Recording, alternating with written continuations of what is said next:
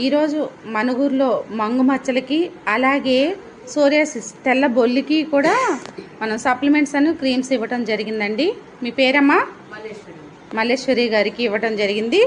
ఈవిడ చక్కటి రిజల్ట్ తీసుకున్నారు. మీ అందరికీ కూడా ఈ విషయం షేర్ చేయాలని వీడియో చేయడం జరుగుతుంది.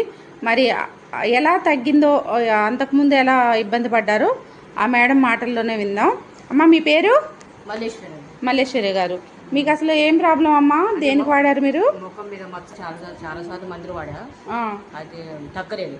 తగ్గకపోతే ఇంకా తగ్గదని ఇంకా మెరకతో ఉండవు మందుగా వెళ్ళటం మానేసా. ఓకే.